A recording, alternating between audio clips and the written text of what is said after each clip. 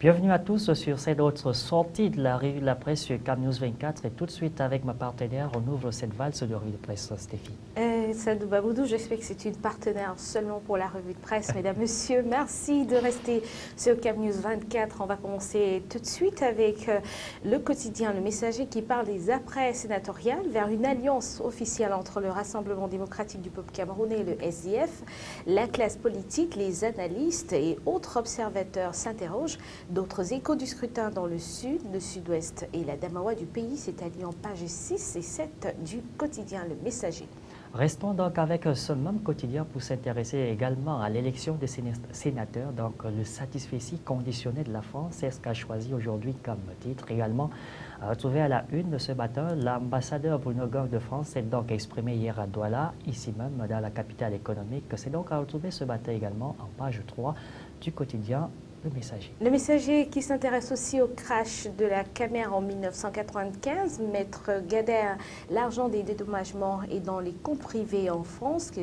L'avocat au barreau de Paris et conseil de l'association C-Camer 95 fait le point sur la procédure engagée à l'effet de faire la lumière sur les 40 milliards de francs CFA détournés. C'est à voir en page 5 du journal. Et puis on parle aussi de financement. Les PME invitées à se regrouper pour plus d'efficience. L'idée est soutenue par le président de la Chambre de commerce, Christophe Eken. Restons donc dans ce secteur économique avec donc l'Union européenne qui menace d'expulser carrément le Cameroun si celui-ci ne venait pas à respecter les accords de partenariat.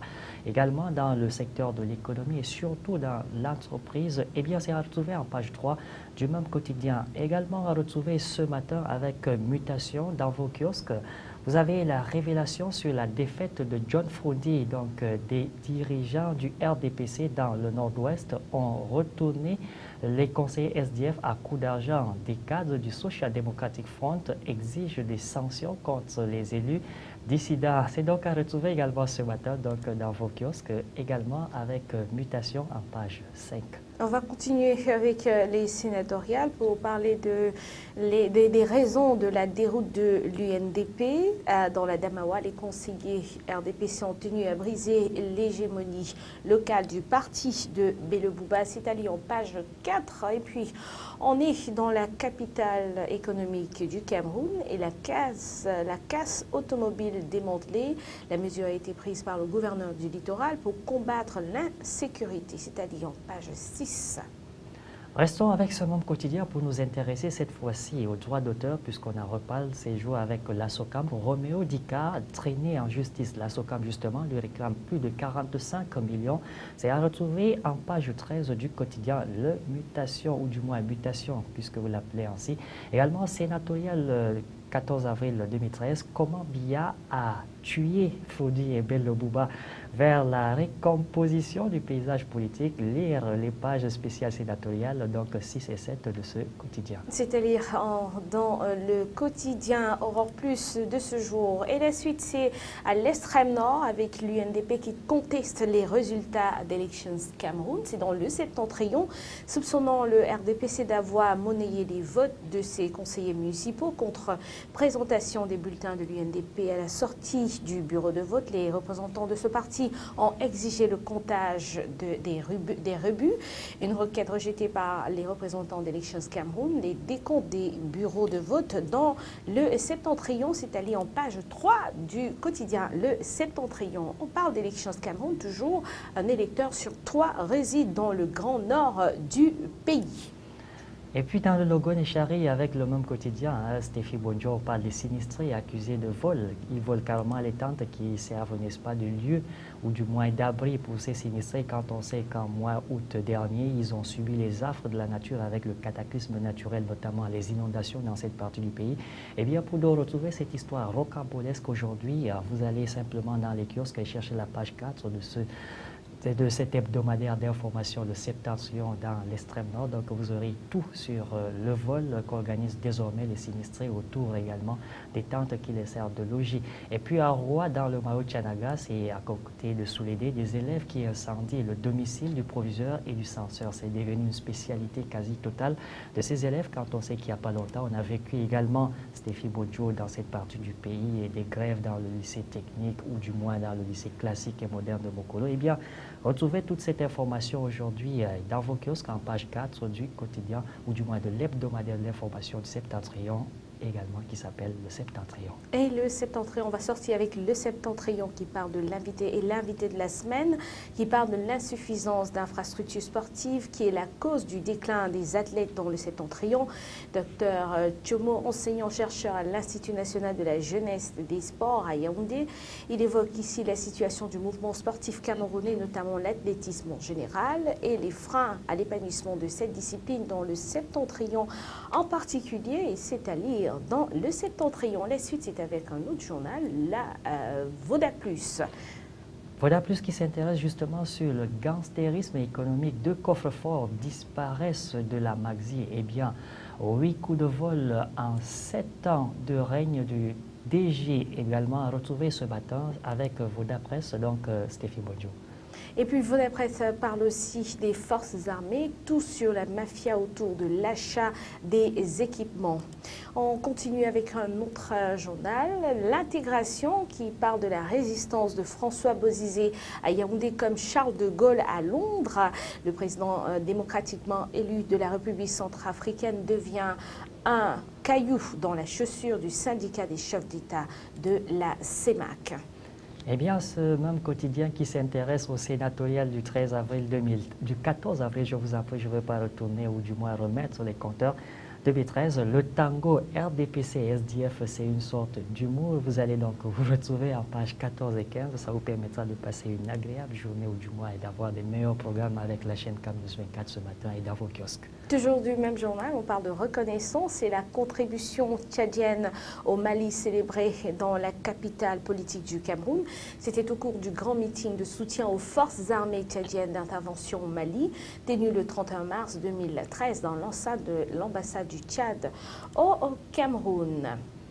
Eh bien, on va tout de suite donc continuer avec cette valse et ce tout nouveau journal qui a aujourd'hui également vent en poupe dans la capitale politique du Cameroun. On a donc l'initiative Envisager l'émergence à l'Afrique à travers l'industrialisation.